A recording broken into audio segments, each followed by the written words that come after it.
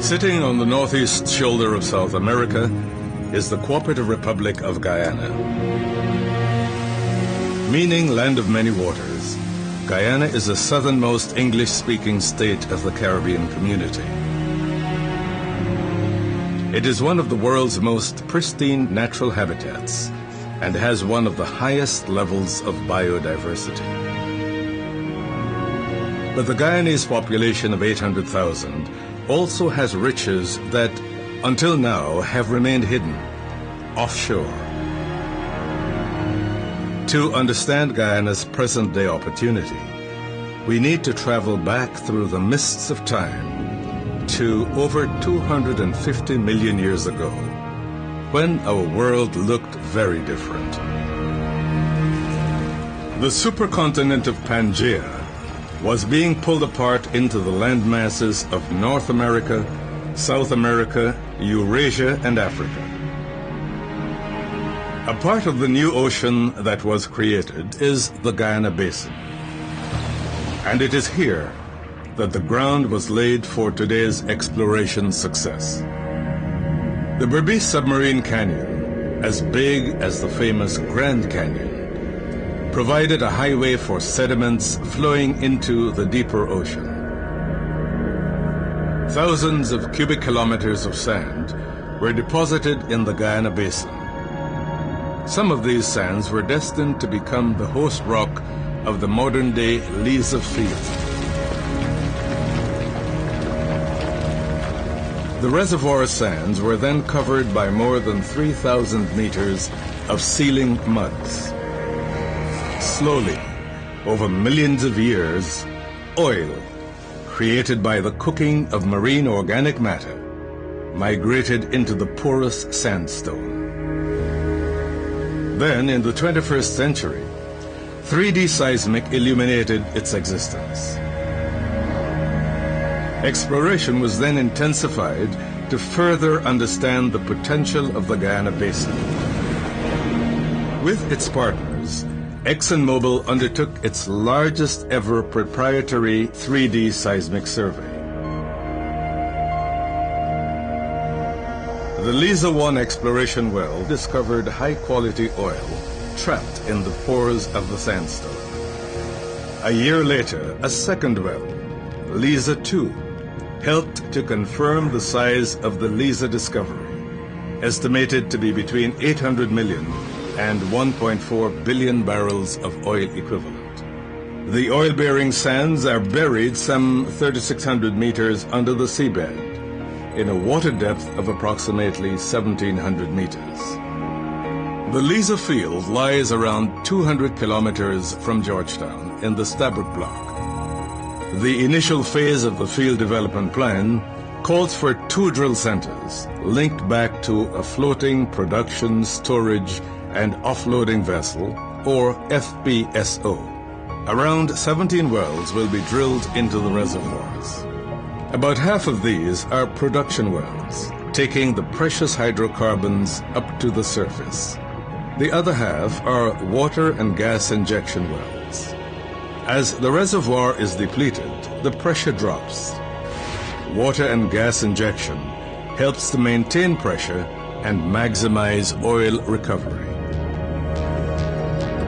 The technology used here will set an industry record for deepwater gas injection.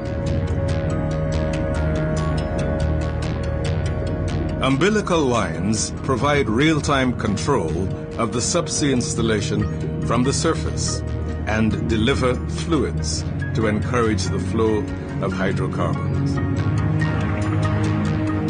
Hydrocarbons travel from the trees through manifolds and into flow lines before risers take the fluids from the seabed up to the FPSO.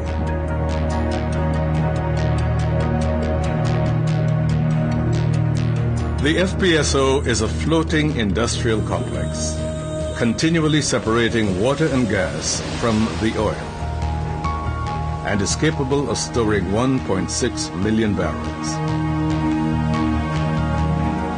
Tankers visit to export Guyana's first oil to market. By the middle of 2020, the Liza field plans will have become a reality. The development will keep delivering its valuable commodity over a further 2 decades, providing a new source of prosperity for the people of Guyana.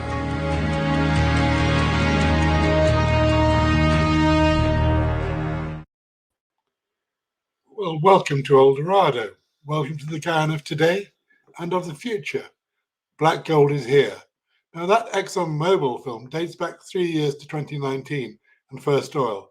Now, that's a lifetime in Guyana oil terms. Since billions of barrels of oil have been found, some brought up and refined, good, sweet crude, which at current world prices can be sold at 500% profit. Already by the end of this year, Guyana will have close to $1 billion United States dollars in a sovereign wealth fund. That's transformational. This is the second biggest find in the last 20 years.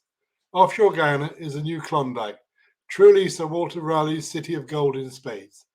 Tonight, to mark the third edition of my bestseller Dolrado, available on Amazon worldwide, and looking forward to the fourth in the autumn, we've assembled a star series of discussants. First, Sanjeev Dattadine, if he shows, then a critic and chronicler, Christopher Ram, a US analyst, Arthur Deakin, Tulsi Kirby's boy made good in the oil fields of Texas, and 2 Guyanese-born professors, Terrence Blackman in New York and Terrence Yhip in Toronto. First, though, let's have some facts and figures from an ace legal brain in the oil industry, Sally Gibson. What's more, she's of Guyanese stock. Tell us the size and shape of the new Dolrado, please, Sally. Over to you. Great. Thank you very much, and good morning and good afternoon, everyone. Phil, is it possible to go into the slides? Thank you very much. Is that full screen, please? So I think that's lovely. Thank you. So it's my job to set the scene for the discussion today, and I'm going to do a brief step through the discoveries made and what that means for Guyana. I then look at what's happening in the Stabroek and the other blocks, then moving on to the revenues and the impact on the economy, and finally the government plans for spending the revenues. Next slide, please. So where better to start than Sir Walter Raleigh? A year after he came to Guyana in search of Dolrado, he wrote a book on the discovery of Guyana, and he said that Guyana had more quantity of gold by manifold than the best parts of the Indies or Peru. He added that all corners of Guyana appear marvelous rich. As we know, he didn't find Dolrado, but he was clearly looking in the wrong place. So as you can see, the standard color for the Stabroek block is yellow, and I think our seam of gold has been found. Next slide, please. So here it is, the Stabroek block in all its glory. So oil exploration isn't new to Guyana. The Dutch found onshore seepages in the 1700s, but offshore activity didn't start until 1958, and it's been an endeavor over many decades. So fast forward some 60 years later to the Stabroek block. And Liza 1 was the first commercial discovery made in 2015. So as we've seen from the video, the block is located offshore in deep water, and that's about 5,000 feet to the seabed. It's 6 million acres, which, if you put it into square miles, is about the size of 30 New Yorks. So it's huge. The discoveries contain oil and associated gas, which we'll no doubt be touching on. And as the video says, oil is produced through the FPSOs, which is short for floating production, storage, and offloading vessels. When the oil was first discovered in 2015, the resource base was estimated to be some 800 to 1.4 billion barrels. But the pace of exploration has now been unrelenting, and only some 7 years later, we have 25 discoveries, and with a staggering resource base of 11 billion barrels. Yet there's more to be discovered, and it's reported as much as 20 billion barrels with deeper horizons yet to be explored. Next slide, please. So Stabroek is not the whole story. So there are 8 other blocks apart from Stabroek. But as you can see on the side there's 4 that I've highlighted as of interest. That's the Kanji, the Kaichur, the Corentyne, and the Orinduik. Two of those, the first two, are operated by ExxonMobil. Wells have been drilled in all 4 blocks, and although discoveries have been made, they're not commercial as standalone developments. Further discoveries could be made that would make the oil commercially viable. And Exxon plans to drill a further 12 wells across the Kanji and Kaijil blocks, which says something about the prospectivity of the blocks as seen by ExxonMobil. The fact remains, however, that so far the only proven commercial discoveries still remain in Stabroek. Next slide, please. So, production. Returning now to Stabroek, what does this really mean for Guyana? So at the moment we have Lisa 1 and Lisa 2 in production, and as you can see there, the barrels being produced per day is 360,000. So 2 further developments have been approved, which is the Payara and the Yellowtail, expected to come on stream. Payara in 2023 and Yellowtail in 2025. So, we're moving on. There's another 5th development already in process, Uaru and Mako. So this means that Guyana, we take all of the production, the expected production from all 5, will be producing more than 1 million barrels in 5 years' time. So what does that really mean? So based on current oil prices, we're looking at $133 million per day. But if you take a more conservative oil price of, say, $65, we're talking about $72 million per day. So that's production from 5 FPSOs, but ExxonMobil expects to have 10 FPSOs to produce the 11 billion resources that found so far. Next slide, please. So this table shows the revenues and the royalties so far received by the government.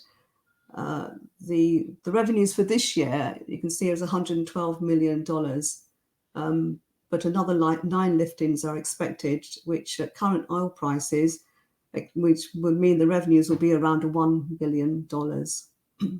And to put this in perspective, in 2018, Guyana's total government revenues was only 1.4 billion. That's from all sectors.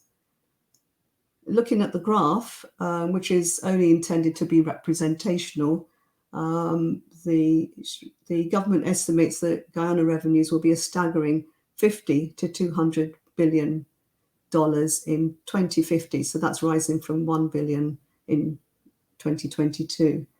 There's a huge range, 50 to 200 million, but it reflects uncertainties in oil price and further discoveries. Next slide, please. So I think it has been said that there's an alternative universe sitting on the northeast shoulder of South America. And these 2 graphs show the World Bank view of what this all means for the Guyana economy. So looking at the GDP, first graph, real GDP growth in 2019, just before the first cargo was lifted, was 5.4%. And the forecasted growth for 2022 is 47%. This GDP growth rate compares to the year-on-year change in economic output, and it's a measure of how fast the economy is growing.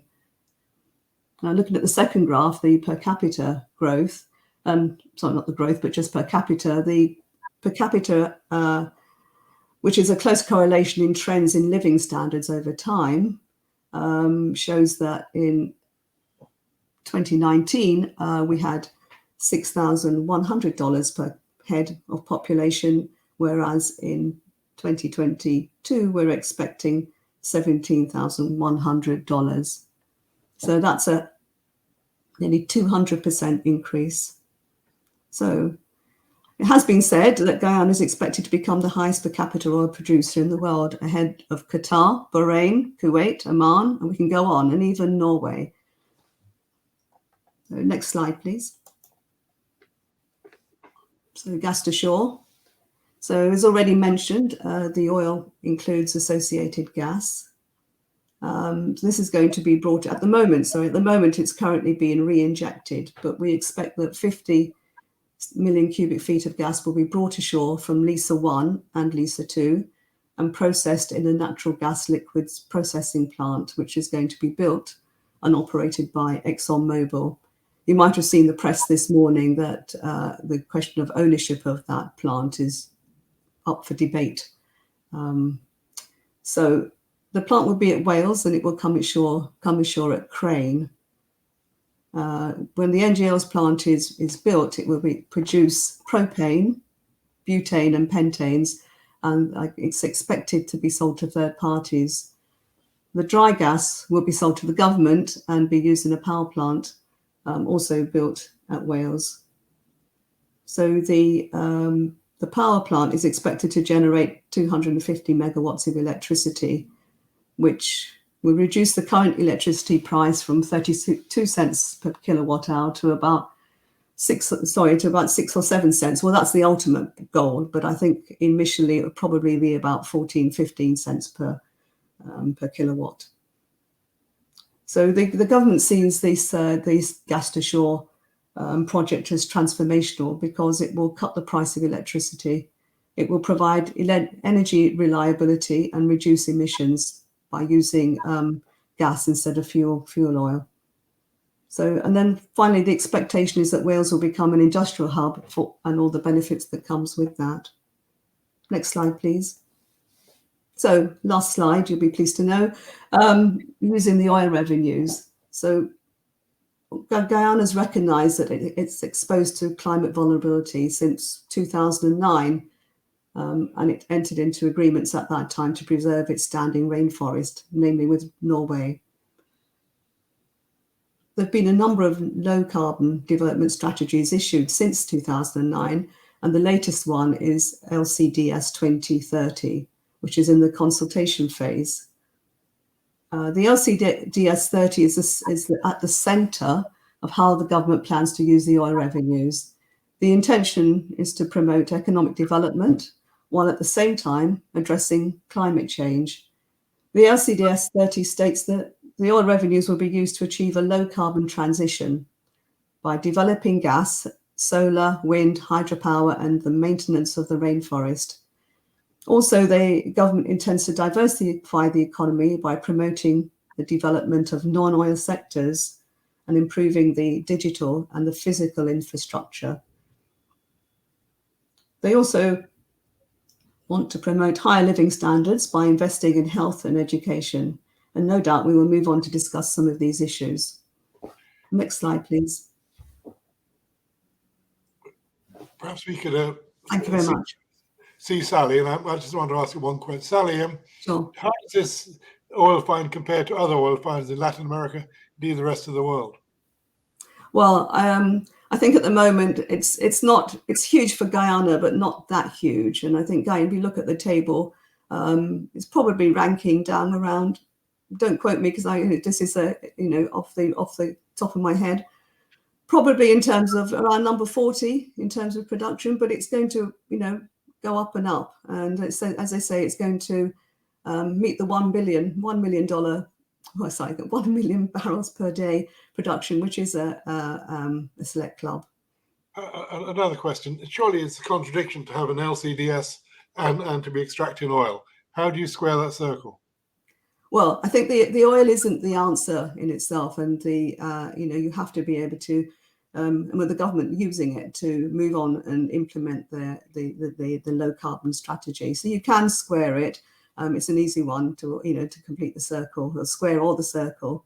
I don't see any. Yeah, I mean, lots been said about it, and I think we can only go forward and see how it pans out. But the intention is, the government intend to monetize the forest, and to do so, the rainforest, in terms of the carbon capture that there's the carbon that's sequestered there.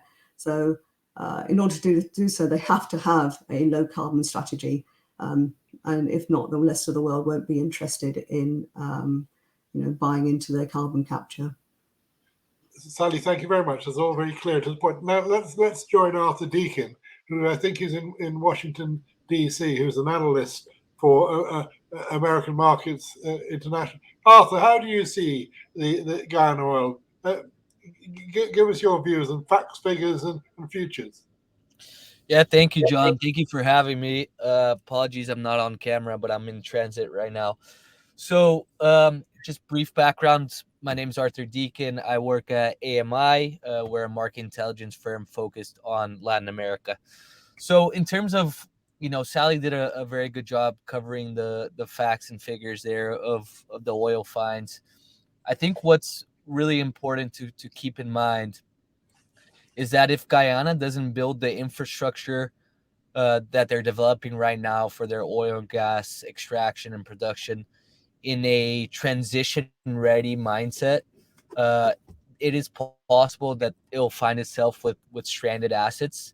And what I mean by transition ready is that the gas pipelines, and if they end up building an export terminal for gas as well, ensuring that that infrastructure can handle low carbon fuels like renewable natural gas, synthetic methane, hydrogen in the mid to long term future.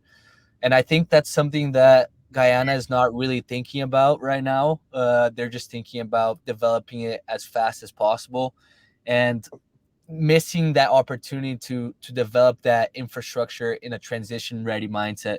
I know some of these technologies are not yet feasible, such as carbon capture, but you got to start, piloting these technologies in Guyana to ensure that when you develop the gas to shore plant and when you develop the pipelines, you can implement this transition ready infrastructure. So that's just something I wanted to point out. I mean, how realistic is the gas to shore plant? It's going to cost $1 billion US. Is that right? The whole scheme? Yeah, just over $1 billion. It's very realistic. It's going to happen. There's no doubt about it. I think what's still being determined is the final prices between Exxon and the government over the gas, and how much of gas is going to come from the Liza 1 and Liza 2 wells. There's the FPSOs. I mean, there's 50 million cubic feet is being discussed, but there's a lot more gas out there in these discoveries. I think the estimates are around 20% of the reserves in the Starbeck block are gas. So I think Guyana has a tremendous opportunity to monetize that gas, not only regionally to other countries in Latin America that need lower carbon generation sources such as gas, but also to Europe and Asia, where there's going to be a deficit caused by the Ukraine invasion. So how do they do that? Do they freeze it and ship it and send it Yeah, that way?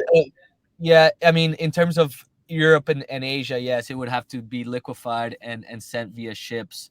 And that's a multi-year, multi-billion-dollar investment. And that's why you're going to need private investors and private operators from the US, from Europe, to come in and develop that infrastructure. But there is a massive opportunity for those players. We see already Peru in Latin America increasing their LNG exports to Europe and other places around the world. Trinidad and Tobago, one of Guyana's neighbors, is declining their LNG exports because of lack of investment. U.S. competitiveness with their own LNG. So there's a big opportunity there for Guyana and even Suriname as well, whose findings seem to be much more gas than what we're seeing in Guyana so far. So the government has to be open to investment in gas as well as in oil, and massive investment. Is that what you're saying? Yes, absolutely. I think a lot of focus is going on the oil, which makes sense. It's something that can be monetized more quickly. I think there's more information around the oil finds than the gas. Is still a little bit unclear, the total amount of reserves.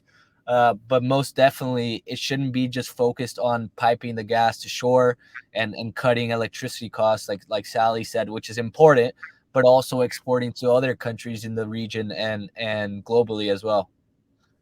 Now, Vice President Jagdeo, who is effectively the oil supremo in Guyana, who hasn't accepted my invitation to take part in this. He's very keen on a national oil company. What do you feel about that? Yeah, I personally think we've written a couple articles on this. We've done research, and we personally think here at AMI that it's not a good idea. We've seen national oil companies around the world, especially in Latin America, be really involved in corruption, in cronyism, inflated contracts, overinflated expenses. So a national oil company is not really a good idea for Guyana, and it would be, as we expect, it would be basically operated by a Middle Eastern partner in a joint venture, who would have 90% of the employees, because Guyana as of now doesn't have the local training or the local capacity or the local human resources to be part of that national oil company. So essentially would be a Middle Eastern operated national oil company, at least for the next decade. And Guyana would just assume more risk, because the national oil company would be focused on these blocks, Block C, I believe, that haven't been auctioned yet, and there's no studies yet in terms of the reserves. So they would be assuming risk by joining, partnering with this Middle Eastern company and exploring and investing money into an oil block that there's just no proven reserves yet. Of course, there's surrounding reserves that are very promising, but that block in specific, which the national oil company would assume, is still very prospective. So yeah, lots of risk and not many benefits in my view. Now, Guyana is developing links with Ghana, strong links with Ghana. What have they got to learn from Ghana, positively and negatively, in terms of the oil and gas industry? Yeah, Ghana, I think in terms of Ghana, what the most valuable lesson for Guyana is with their local content law. And, Ghana actually had a pretty unsuccessful, I would say, local content law, in the sense that the thresholds for local companies were way too high, which led to the inability from foreign operators and foreign energy companies to comply with those thresholds. So it ended up being counterintuitive and not working to its purpose, which is to develop the local industry, develop local capital.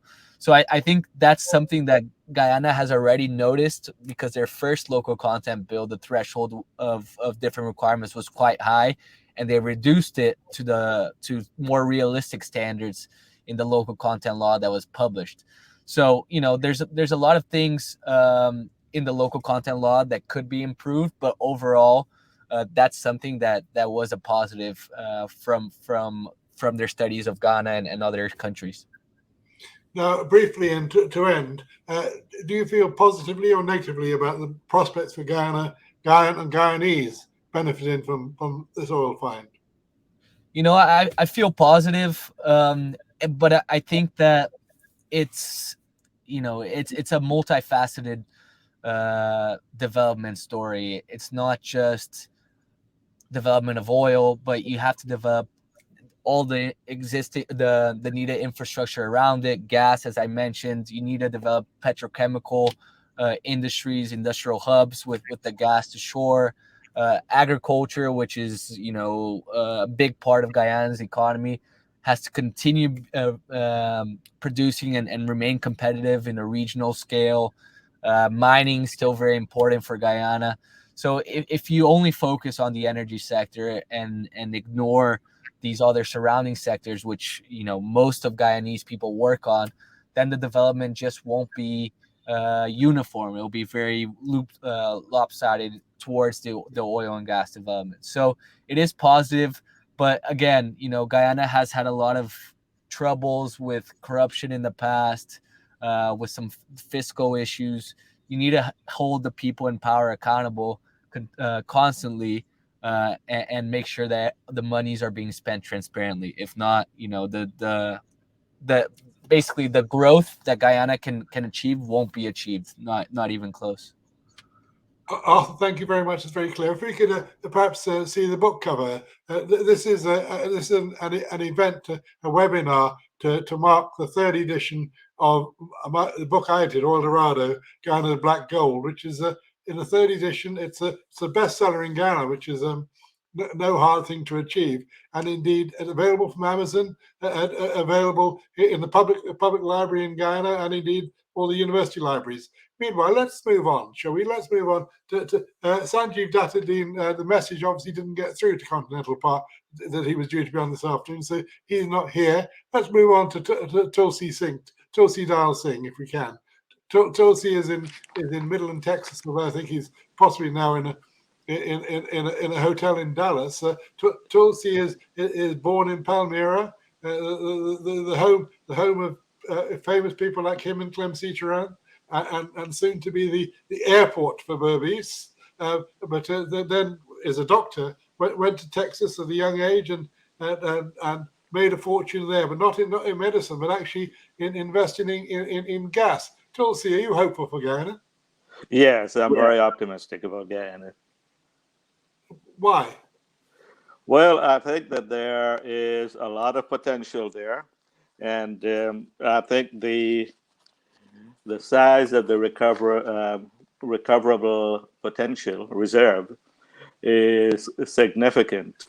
You know, I look at the United States Geological Survey of 2000, and then they estimated that there was 15.2 billion barrels of oil in the Guyana-Suriname basin. But most of that, from the look at the map, seems to be over in Guyana, and I'll come back to that in a second. Gas, 42.1 billion cubic feet, and natural gas, 2.3, natural gas liquids, 2.3 billion barrels. Let's go back to oil. They estimated back then that there was from a low of 2.8 billion barrels to a high of 36.2 billion barrels. The current recoverable reserve that Exxon has found is estimated at 11 billion barrel equivalents. Now that contains both oil and gas liquids. So using the data from the FPSOs, I estimate that between 15 and maybe even as high as 20% of that 11 billion in barrels in equivalent could be gas and natural gas liquids, and about 80% as oil. So we're using the present estimate of 11 billion. I estimate that there is probably about 9 billion barrels of oil, and the rest in natural gas liquids and natural gas. Rystad and IHS Markit, two consulting firms that look at reserves, have postulated that the oil component could be significantly higher than the 11 billion we're currently talking about, and could be nearly twice as much. In which case, we're looking at a total reserve of 22 billion barrels, with about 18 of that being in oil. However, keep in mind that the number that we're looking at includes both the Guyana and the Suriname basin, and I think that about 80% of that is in the Guyana side of that basin. One thing to keep in mind about Suriname is that their present estimated reserve, according to the EIA, is only 89 billion barrels. But they're estimating that there might be a total of 2 billion barrels on the Suriname side, and hopefully the rest is on the Guyana side. One thing we need to be careful is that Exxon has been in active exploration for 7.5 years. And you would think that by now they would have picked off all the sweet spots. So a reserve of 11 billion now doesn't necessarily translate to 22 billion or higher over the next 20, 25 years. Another thing to keep in mind that the other blocks so far near to the Stabroek block has been essentially just a show of oil, but not commercially ready, at least not even at today's prices. So we need to temper our enthusiasm that the rest of the offshore Guyana blocks has as much oil as the Stabroek block. Also keep in mind that the Suriname block, Block 58, which is right adjacent to the Stabroek block, has been relatively modest in what they've found so far. And the other thing is, there's not been a whole lot of rush to get the other blocks in Suriname. So I would think that Guyana is going to have more of the Guyana Suriname basin oil than Suriname will have. Now, the question of how much money will Guyana get? I'm going to say at least 150 billion US dollars over the next 30 years. And if oil over the next 27, 28 year averages around $120 as it is now, in fact, it's a little higher now, then Guyana's take would be 367 billion US dollars over the next 30 years. And that's just using the present recoverable reserve. If they find more and produce more, then that 367 billion at $120 a barrel could be a whole lot higher. But let me use my conservative number, that the price of oil over the next 20, 25 years is going to average $68 a barrel. And that the volume recovered will be 10 billion barrels. Capital expenditure of $8 per barrel and operating expenses of $32 per barrel. That will generate a profit of $280 billion US, and Guyana's half would be 140 billion, or roughly 79.4% of the oil found. No, I didn't say that right. Eliminate that sentence. Okay, Guyana would get 140. Let me help you a little bit, if I can, Tulsi. So we're talking about massive, massive figures here in terms of revenue. I mean, 150 billion, 36 billion to Guyana. What will this mean to the average man in the Palmyra street and the Palmyra back down? Well, apart from the airport, let's skip that one. But how should we spend that money? If I were a Guyanese, and if I had any say in the matter, keep in mind I'm not a Guyanese, I've been long gone, I would divide that revenue into four baskets. The first one is to live, second one to build, the third one is to save, and the fourth one is to give. 4 different baskets based on those parameters. Live for immediate improvement in quality of life, social security, public safety, education, starting with pre-education at the University of Guyana and other tertiary places. Improvement in health, sanitation, the environment, arts, sports, and recreation. Build, here I'm talking about long-term infrastructure. Technical colleges for power generation, as we've talked about, and poldering most of the coastal area for aquaculture and agriculture. Build a transshipment port, build roads parallel to the coast, and put in a 1/2 mile wide transportation corridor from Brazil to near to Georgetown on the other side of the river. The third would be the third basket, save. That will be the National Resource Fund. And at $150 million, putting a quarter of what is coming in over the next 30 years, that 1 quarter of 150, roughly 37, would have been, in terms of growth at 6-7%, would be over 100 billion US in 30 years, by which time the oil will be done.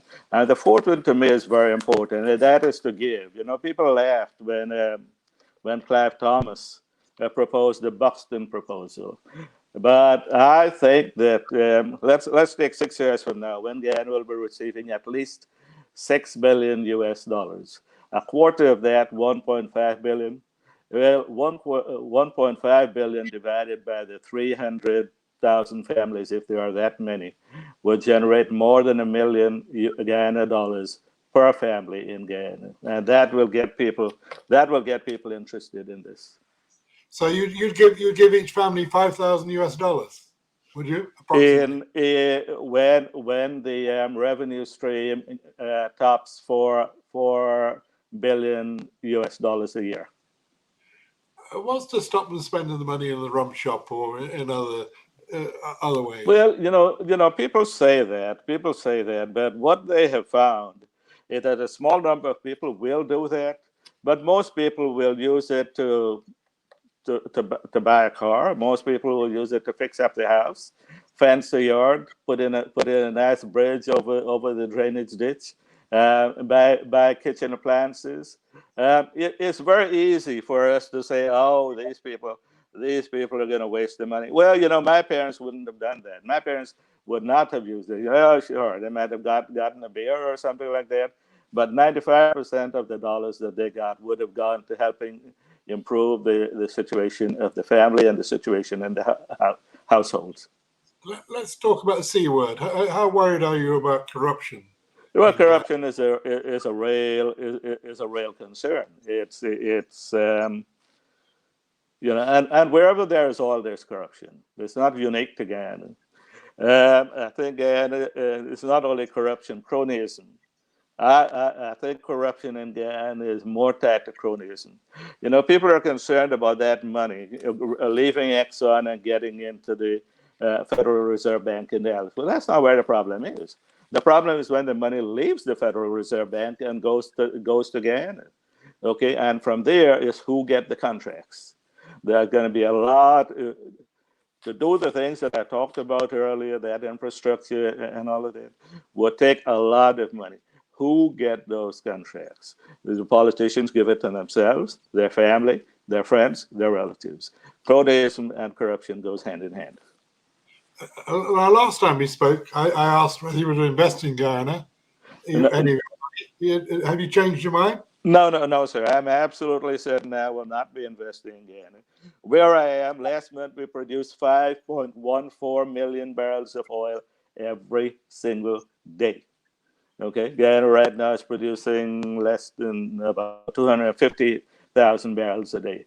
There's a lot more opportunities for me here in Midland, Texas, here in the middle of the Permian Basin, than there will be in Guyana. Here I know the people, I know the law, I know where the money sources are, and I know how people operate. In Guyana, I'm afraid I don't know how the people operate. Let's move on if we can. Dr. Terrence Blackman, Professor Terrence Blackman in New York. Are you hopeful for Guyana? Is the money going to trickle down to ordinary people in South Georgetown? Well, good morning, John, and let me say Happy Father's Day to all of your listeners, and Juneteenth for the folks who are here. So the answer is yes. I am very optimistic for what can emerge in this process. I think as both Sally and Tulsi have and Arthur have spoken to, these revenues really are tremendous, and I think a conversation like the one that we're having, something that is political that can enable a kind of rational, objective discussion about how we use the oil resources is the kind of thing that I think I see emerging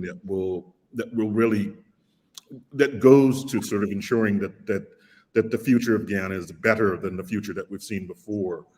Certainly, as has been mentioned, there is no question that there are enough resources to make effective investments in education, in workforce development and training, in creating the enabling environment that can support the private sector, business opportunities, that can support foreign direct investment, that can build the kind of infrastructure, as Sally talked about the gas to power project, that can build a kind of infrastructure that can really catalyze sort of a broader Guyanese development so that it is not lopsided, as Arthur mentioned, in terms of just focused on oil. And then I think we have these issues, as Tulsi just described of, sort of governance and transparency, the broad oil sector policy, should we have a national oil company, the larger geopolitical environment.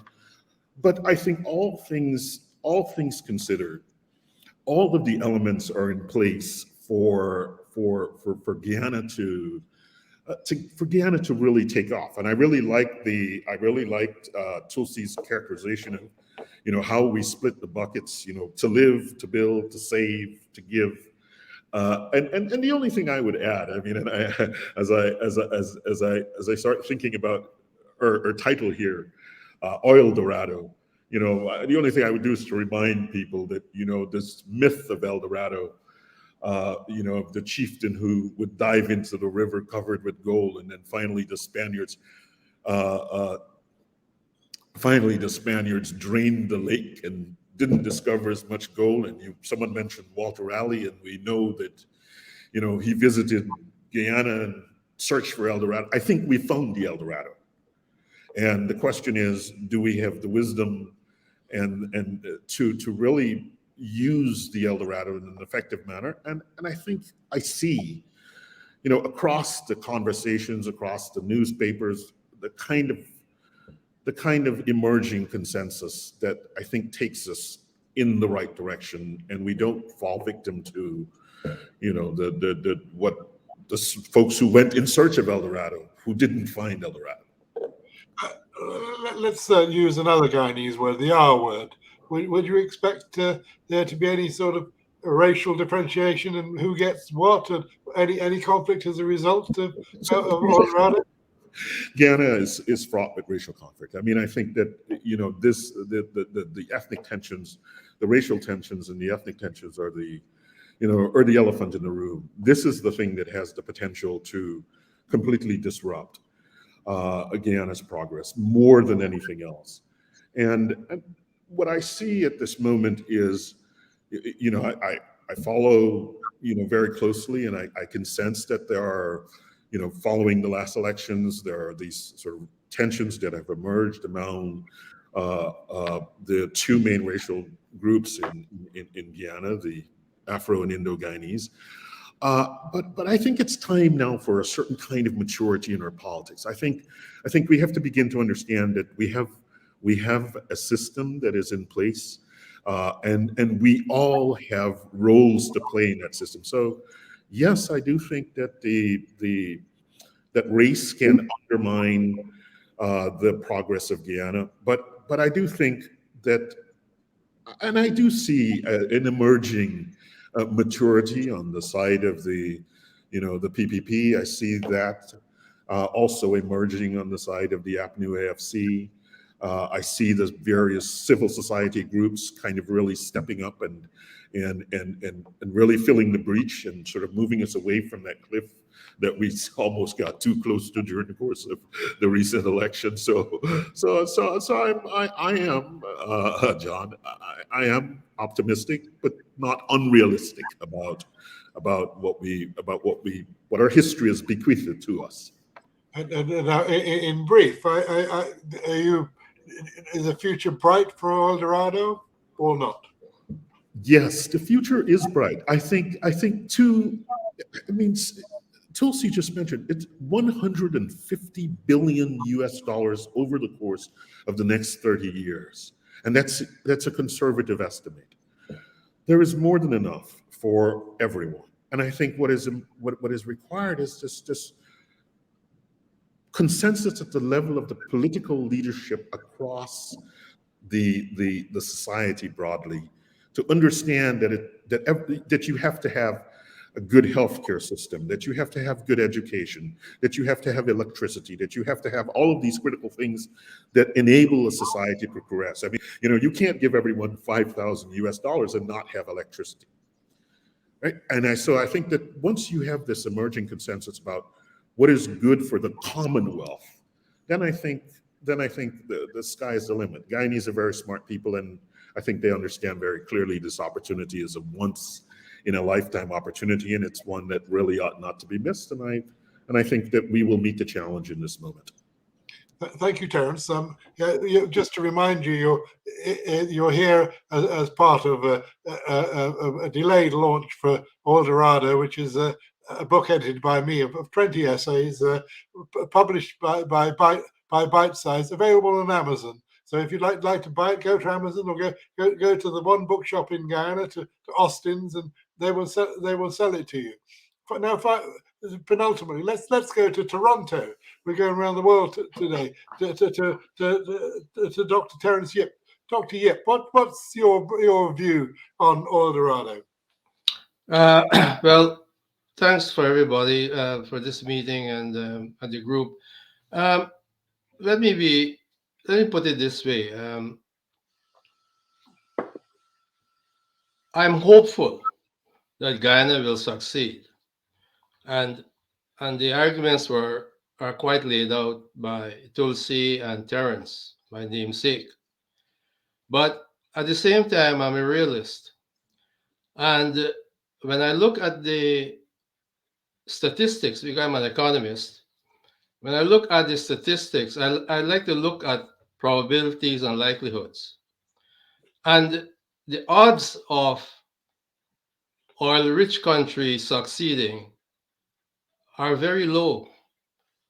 Very, very low. Very few really make it. And right now we have living examples of it. Now, for example, Tulsi and Terrence, they've said, and also Sally, we're expecting X billions, large amounts of money. They're just unrealistic amounts, but they're quite large.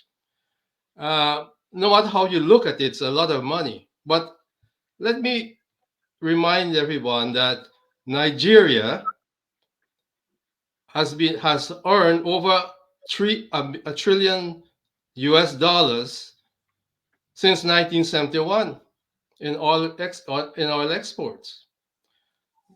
And I'll be talking of Nigeria in my presentation, but look where Nigeria is. It is still struggling with $2,000 per capita. In Human Development Index, it's in the basement. You look at many countries in Sub-Sahara, they're in terrible shape. You look at Ecuador, look at our neighbor Trinidad and Tobago.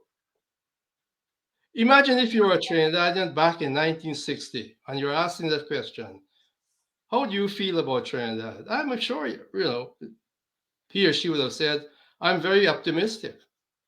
Things are going to be right. We're going to be X $1,000 by year 2011 or whatnot. But look what's happening in Trinidad, and I'll be talking about Trinidad.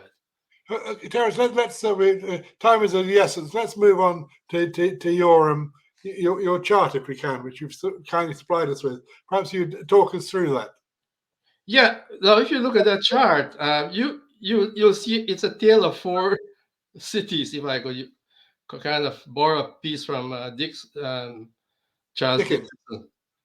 The green line is actually Korea.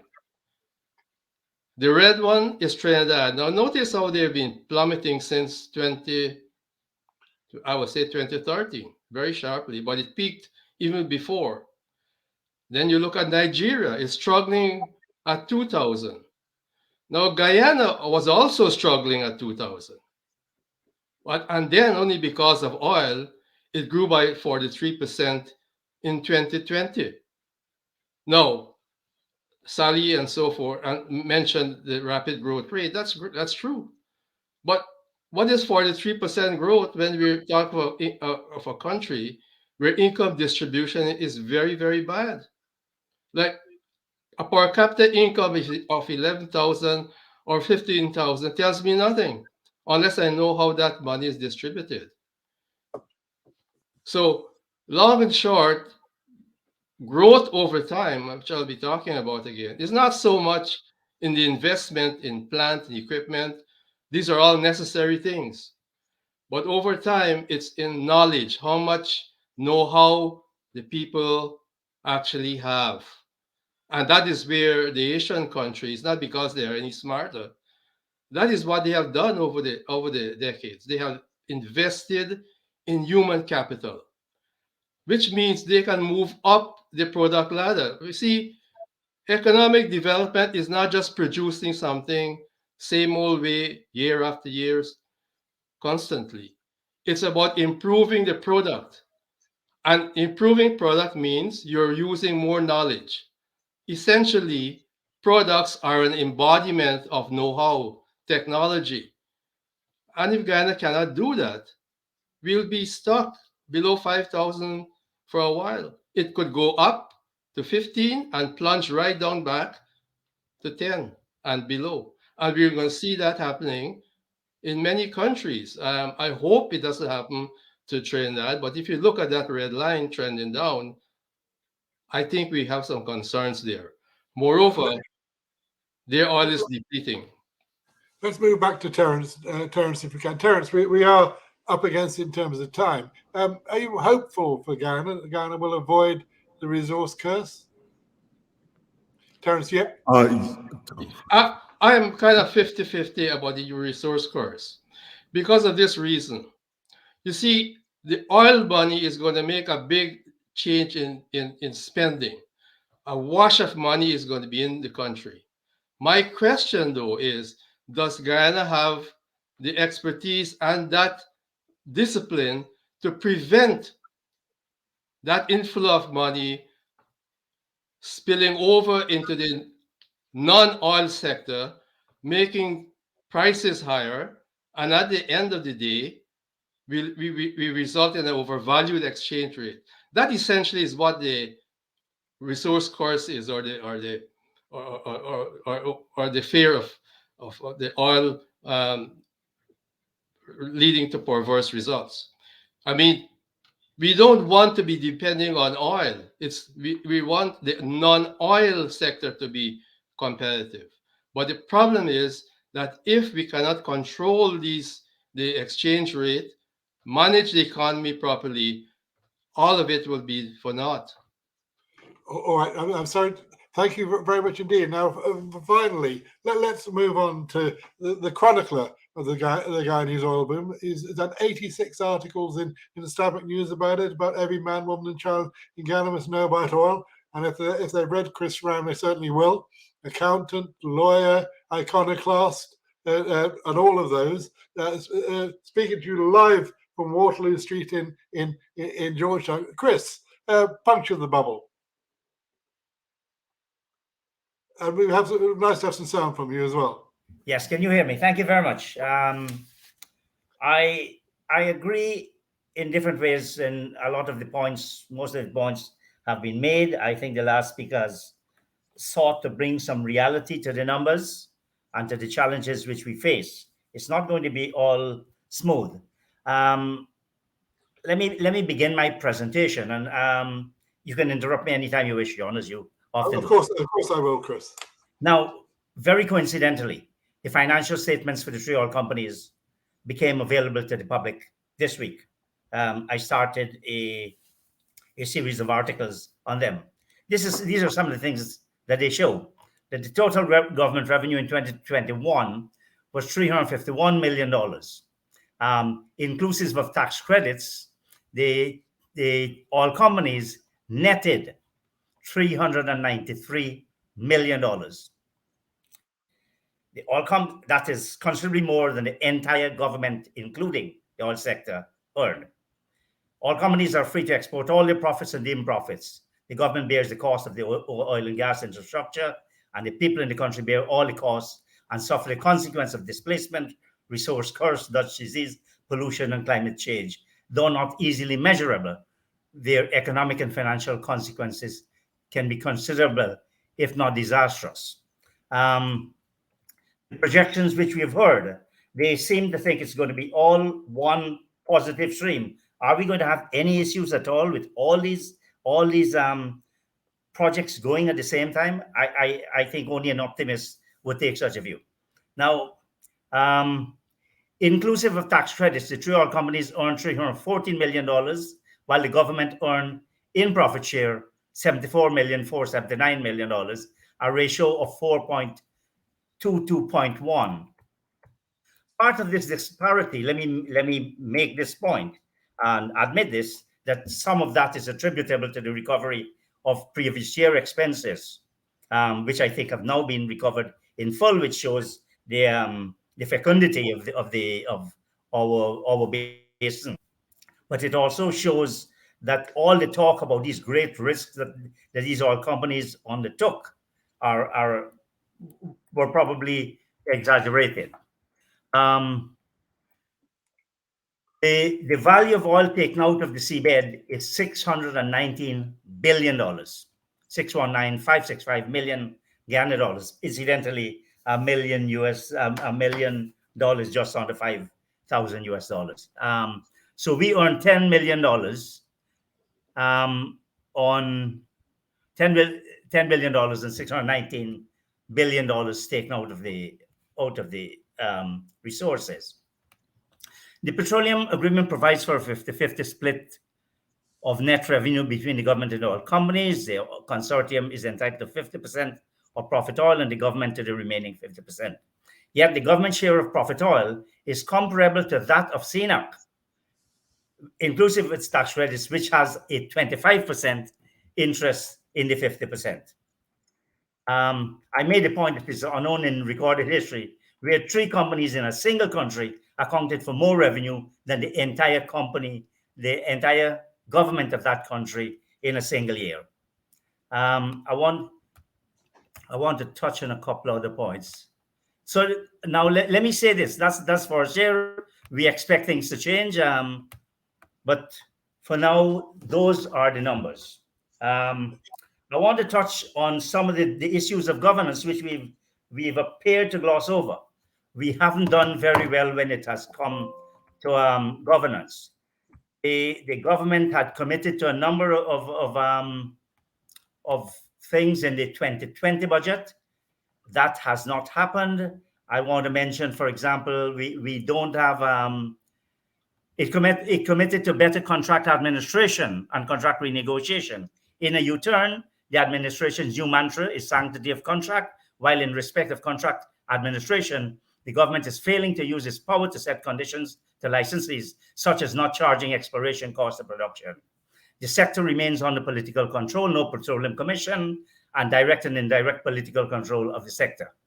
The government committed to establishing an arm's length SWF, Sovereign Wealth Fund. Instead, the National Resource Fund establishing the SWF is woefully deficient. Not a body corporate, almost complete control of an emasculated board of directors, pending of significant drawdown, already determined by a one-vote majority in the National Assembly. Now, one of the benefits to secure what the government has said that it will secure benefits to the local economy. Well, what have we had? We've had a Local Content Act, which is now being circumvented, largely because of an overbroad definition of local, where companies suddenly, the employees overnight become 51% majority holder, or a John Mair living in London suddenly, because he's a Guyanese, it doesn't matter where he lives, he can take 51%, and then that is local under our legislation. Is that an offer, Chris? Sorry? Is that an offer? Well, you can ask one of the companies. I am a pure bookkeeper. I'll just move you along a little bit. Now, some people say you're just a grad grind. You're looking a gift horse in the mouth. The Moray House tendency is holding Guyana back. What's your view on that? Well, John, I expected that question. Look, people have said, "Oh, why are we looking back?" They do not understand this contract runs in its entirety to 2056 and effectively prevents the National Assembly up to that time from making any law adverse to the economic interests of the oil companies. Now, if you were going to say that this Moray House syndrome, and I'm not sure Isabel going to like that comment, what's wrong with hearing the other side? And, as I said, 2056, John, you and I are unlikely to be around. So let us get it right. If the first year is even a minor indicator of what is going to happen, all the big numbers that we hear are not going to work in favor, as they should, in favor of the government of Guyana. You take out $696 billion and we get $10 billion replacement in your royalty. Go on, your next question, John. So you're not optimistic, or you're a little bit optimistic, but not very. Is that? Well, I'm saying that things need to be done. You know, the Sovereign Wealth Fund, SWF, the local content policy. We had suggested define local to mean resident Guyanese. But what is, as I said, it has become a mockery, such a joke now that the Vice President, Barjagdeo, has had to say that we'll have to perhaps turn to the courts, because the whole thing is being eroded in its intent and its operation. They said that civil society would play a central role to monitor compliance and accountability. And these are words drawn from the 2020 budget.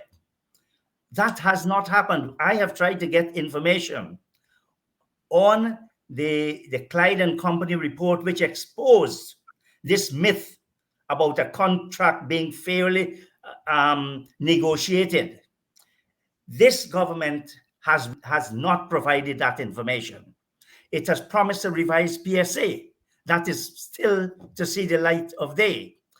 We have called for an inquiry into the 2016 petroleum agreement. That would be useful to know, how did we make those mistakes in the past? Unless we understand those things, we're going to be doomed to repeat them. But if Barry was to come to you, Chris, and say, would you like to be oil minister? What would your reaction be? I am 76, John. I am in the twilight of my life. I wouldn't want to take on that kind of responsibility. I'm not seeking a public job. All right. So, but you're a small businessman. You will benefit from the Guyanese economy booming, won't you? Well, we have, because we offer professional services. But I can tell you that politics are at play. Oh, you know, Ram is a politician, so you have to be careful if you use him. It's that, and those are the kinds of problems we can face if we don't treat oil in the professional and independent manner as the government promised to do in its 2020 budget speech. A very last question from me. I've heard a whisper that you're setting up a political party. Is that true? I haven't heard that. Oh, the whisper hasn't reached your ears, or indeed your brain. Right, thank you. If you could see everybody, please, now, if that's possible, by the magic of vision mixing. Thank you all very, very much indeed for a very, very interested in our. This is on YouTube forever and a day. So if you want to pass on the URL, please do. The book, by the way, to give it another plug, is available on Amazon. But I'm going to produce a 4th edition for the autumn, and I'm looking for some kind individual, some kind company to sponsor this, so that I can go to Guyana and launch it and give it to A-level students in the university, students in GTI, because I think this is probably the only comprehensive book on oil in Guyana. So if you have money down the back of any sofas, please get in touch with me. And if you can see everybody again, please. Thank you all very much indeed. Let's end again as we began with the ExxonMobil a rather classily produced view of how they found oil in Guyana. Thank you, good night, and see you all in the autumn. Bye-bye. Thank you, bye-bye. Wonderful afternoon, thanks.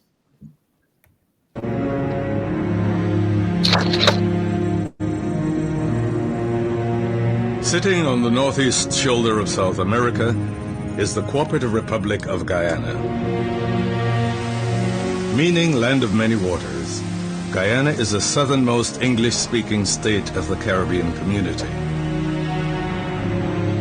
It is one of the world's most pristine natural habitats and has one of the highest levels of biodiversity.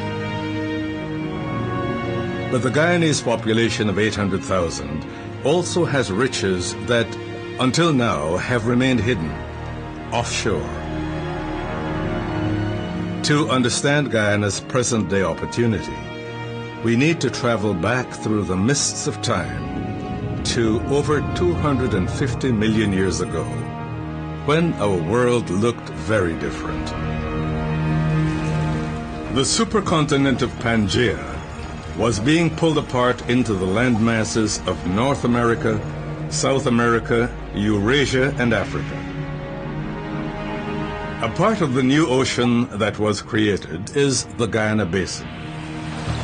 And it is here that the ground was laid for today's exploration success.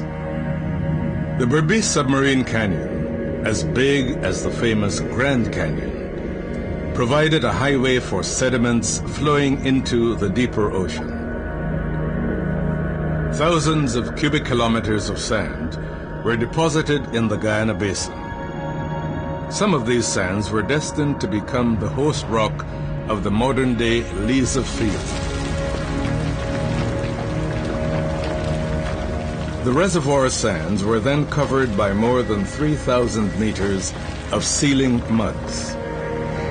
Slowly, over millions of years, oil, created by the cooking of marine organic matter, migrated into the porous sandstone.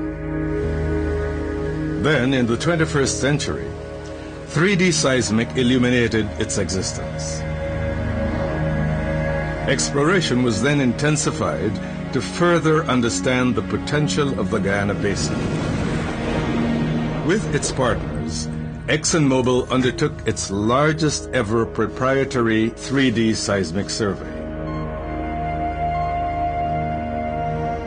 The Liza-1 exploration well discovered high-quality oil trapped in the pores of the sandstone.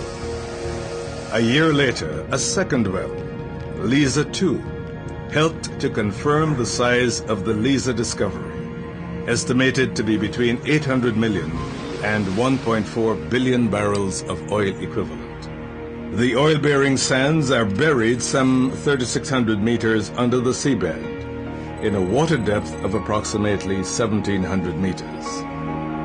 The Liza field lies around 200 kilometers from Georgetown in the Stabroek Block. The initial phase of the field development plan calls for 2 drill centers linked back to a floating production, storage, and offloading vessel, or FPSO. Around 17 wells will be drilled into the reservoirs. About half of these are production wells, taking the precious hydrocarbons up to the surface. The other half are water and gas injection wells. As the reservoir is depleted, the pressure drops. Water and gas injection helps to maintain pressure and maximize oil recovery. The technology used here will set an industry record for deepwater gas injection. Umbilical lines provide real-time control of the subsea installation from the surface and deliver fluids to encourage the flow of hydrocarbons. Hydrocarbons travel from the trees through manifolds and into flow lines before risers take the fluids from the seabed up to the FPSO.